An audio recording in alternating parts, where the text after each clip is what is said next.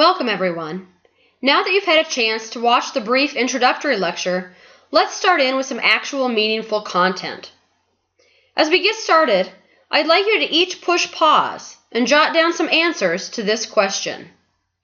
Why study death and dying? Why do you think a class like this is important? What drew you to this topic? And what are you hoping to learn? Death education is, or at least should be, part of the educational curriculum for many different types of programs and areas. Since death is something we all have to deal with, and something that we will each experience personally, it is important that we take the time to better understand it.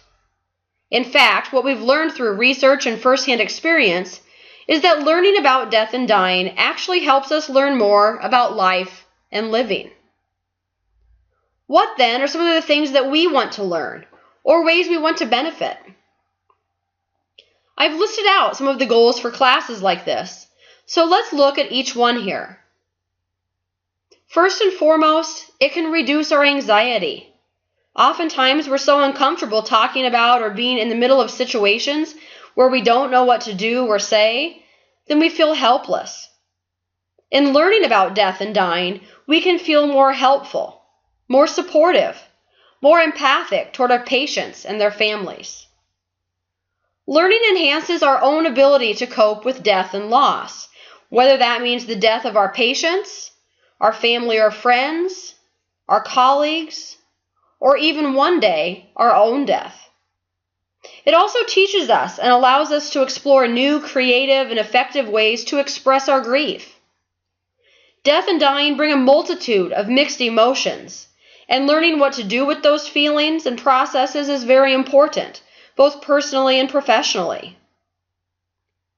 As we learn more about death, we become more knowledgeable, more comfortable interacting with professionals who work with death on a daily basis, including physicians, funeral home directors, insurance companies, and so forth.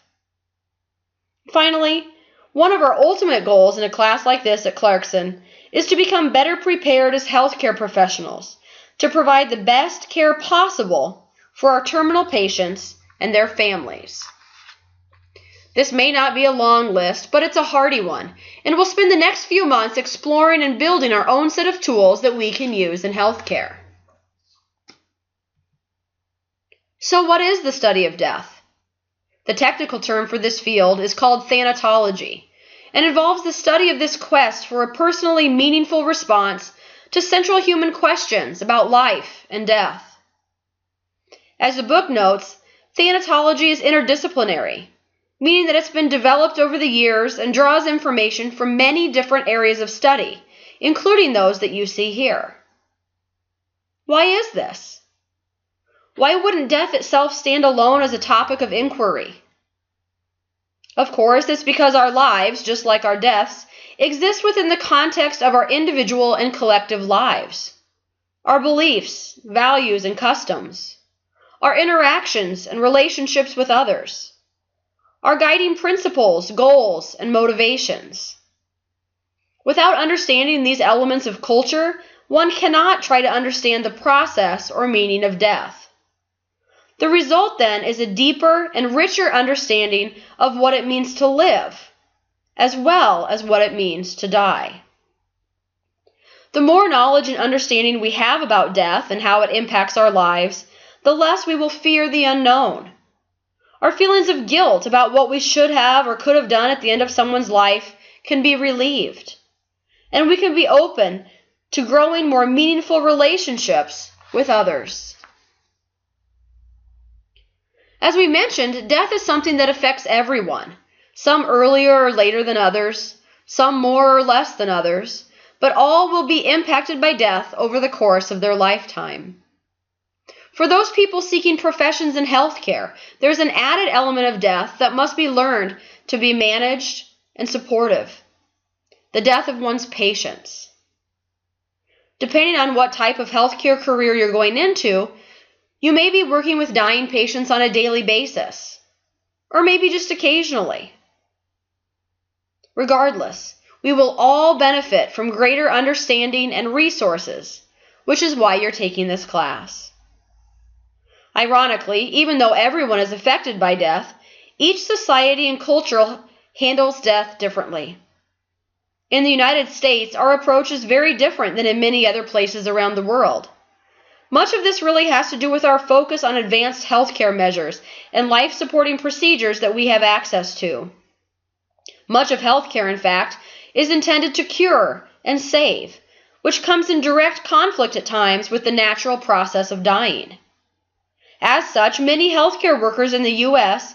see patient death as a personal failure on their part, when in reality, death will come to us all. For some reason, much of our society feels that it's best to avoid talking about death, as if we don't talk about it, it won't happen. Unfortunately, we all know that's not the case, and by avoiding this topic, we're actually missing out on some very valuable opportunities and life lessons. Our discomfort in talking about such subjects has led to the development of euphemisms, or words or phrases that really mean something else, something that some people may see as too blunt or too harsh, and so they come up with a different saying.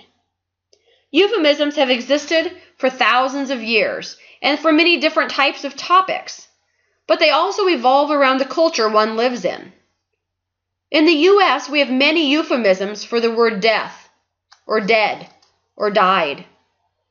We might use these other words or phrases to lessen the blow, or to make it seem not as bad or not as painful. In the end, though, euphemisms can water down the true emotion or experience. They can even be confusing and misleading, especially to small children or people from different backgrounds. So as we think about it, what are some euphemisms for the word dead or died that you can think of? I ask you to push pause and jot down some euphemisms that come to your mind.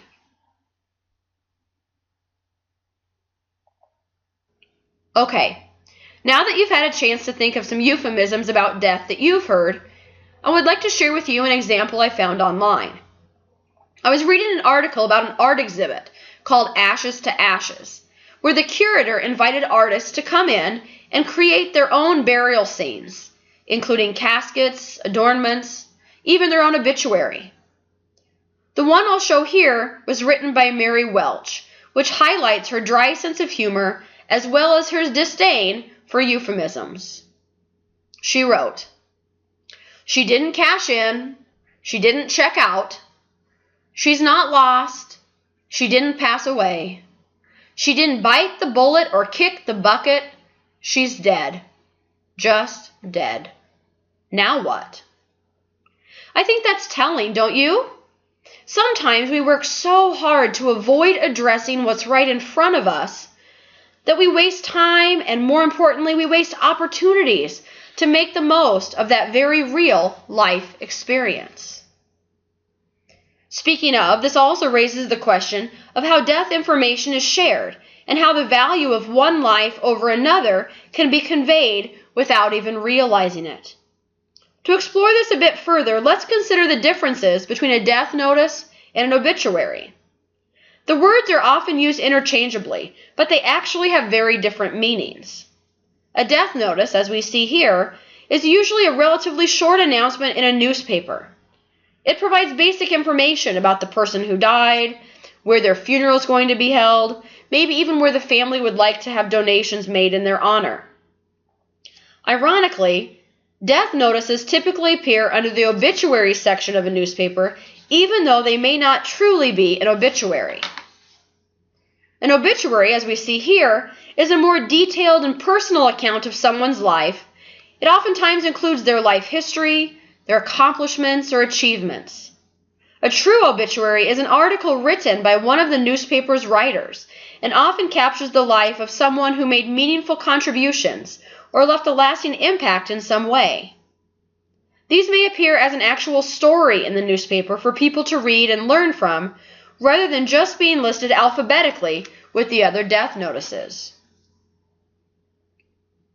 Of course, newspapers and obituary columns aren't the only places we learn about death. In fact, in spite of our culture's attempts to avoid talking about and facing death, we really find elements of death all around us. I've provided just a few examples here on this slide to help us see that topics of death come in all shapes and sizes, all forms and features, some positive, some negative, some confusing, and some just plain inaccurate. Nonetheless, just as sex sells, so does death. In fact, it's hard to think of many movies, TV shows, books, or video games where someone doesn't die. Can you think of many? It's not easy to do. While death happens and is portrayed in various forms of media all around us, we can also use elements of the arts and humanities to help us cope. They, quote, engage our awareness and bring us closer to what language cannot reach. And for medical professionals, technical information about dying and death is balanced by humanistic insights found in literary works, unquote. Humor, for example, as we see here, often helps soften the intensity of the topic, both personally and professionally. This might be referred to as gallows humor, and it pokes fun at the uncomfortable topic or situation to help people better cope. We see this a lot with topics of death and dying, as people can only handle so much, and then they need a little levity to lighten things up a bit and make life or work seem more manageable. Here we see the Grim Reaper reading an article about Dr. Death, or Jack Kevorkian, who died at age 83 after helping terminally ill patients end their lives. The idea here, can anyone really play death, or play God for that matter? And what does fate think about it? On the right, we see an example of mourning art. This provides not only a way to perpetuate memories of a loved one, but can also be a focus for physically working through someone's grief. It provides an opportunity to actively grieve by doing something. Here we see a picture of a memory box, one of many different types of arts or crafts that can be created by people to honor and remember special people who have died. In my previous work at Teddy Bear Hollow, we spent a lot of time in support groups creating various projects that allowed those family members and children to express what they were feeling, what they had gone through. Some projects might be short and simple, others may be very elaborate and complex. Mourning art can be completed individually, as a family, or maybe even in a group setting. There aren't really any rules. It's just a healthy outlet for processing one's grief and expressing their mourning through physical means.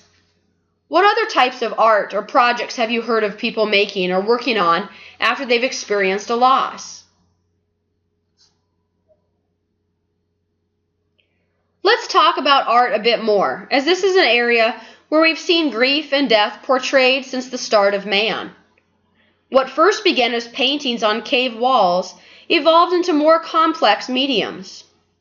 Here we see a painting entitled Death and Life by Gustav Klimt. As an artist, he personified death through this art.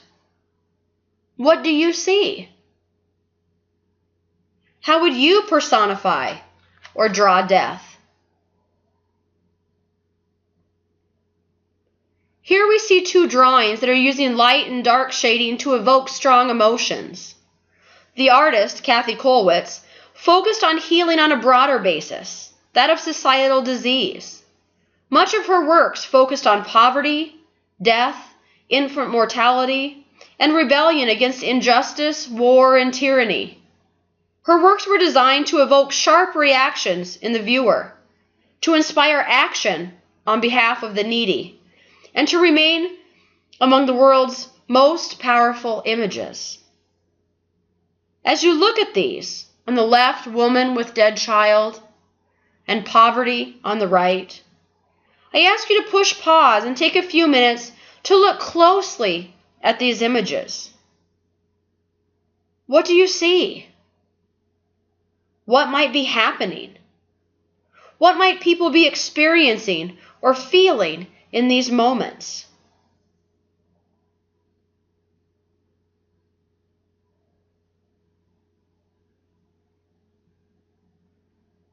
As you look at these, I ask you, what feelings come to the surface as you view these? What thoughts popped into your mind? How well do you feel the artist's work conveyed emotion? We saw music listed earlier as a form of expression related to death and grief, and here we see some more specific terminology related to specific types of music that often accompany death rituals. A dirge is the type of music that's often associated with funeral processions and burials. In many cultures, the body would be paraded through the street after the funeral and before the burial. We see this in the U.S. with a long line of cars led by a funeral home staff. In other cultures, the person's body is carried by horse-drawn funeral hearse or by the people themselves, depending upon what they have available to them and what is customary. An elegy is a type of musical poem of serious reflection, typically for someone who died. And a lament is a certain type of song played to mourn and grieve the death of someone. The example we see here is of bagpipes being played. The next two slides illustrate how many song lyrics are really talking about facing one's death. I'm not going to read all the lyrics, so I ask you to just quickly push pause, read through the lyrics here for Black-Eyed Dog, as well as Feast of Friends by Jim Morrison of The Doors, and then we'll progress to the next slide.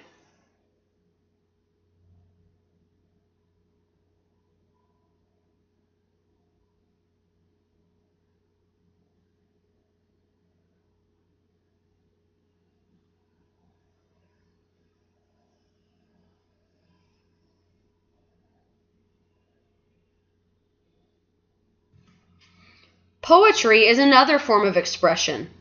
Here we see the poem Funeral Blues, also called Stop the Clocks, by W.H. Auden. It reads, "Stop all the clocks, cut off the telephone, prevent the dog from barking with a juicy bone. Silence the pianos and with muffled drum, bring out the coffin, let the mourners come. Let aeroplanes circle moaning overhead, scribbling on the sky the message, he is dead. Put crepe bows round the white necks of the public doves, let the traffic policemen wear black cotton gloves.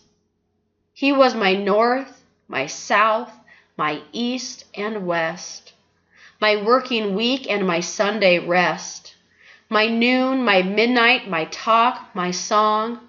I thought that love would last forever. I was wrong. The stars are not wanted now, put out every one. Pack up the moon and dismantle the sun. Pour away the ocean and sweep up the woods, for nothing now can ever come to any good."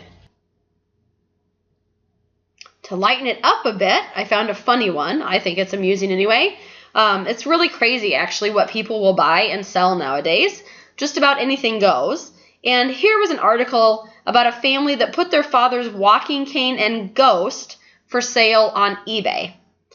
As you can see here, if you glance through this abbreviated article, a casino actually bought it for $65,000 and added it to its collection of oddities. Some things never cease to amaze me. While grieving and mourning are very individualized, death is also experienced and memorialized by entire communities. Just think about what happened after 9/11 when the Twin Towers and the Pentagon were attacked by Al-Qaeda. Here are some other examples. First, we see the AIDS quilt in Washington, D.C. The photo here happens to be from the very first one in 1987.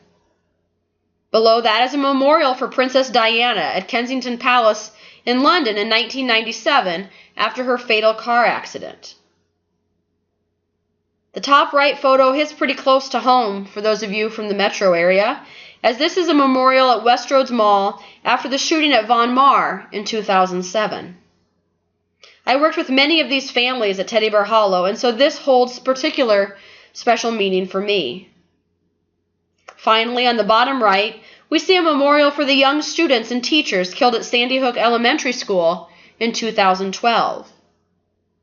Even more recently, think about the attacks in Paris, or Charlie Hebdo, or any number of other incidents happening here in the United States or around the world. Tragic deaths can shake the community, both the local community and the global community. But what's even stronger than the evil who takes these lives is the outpouring of love and support when communities come together. Communities live together, communities grieve together, and communities can heal together. So, as we begin this semester, there are a few important things for us to keep in mind. Death is a part of life.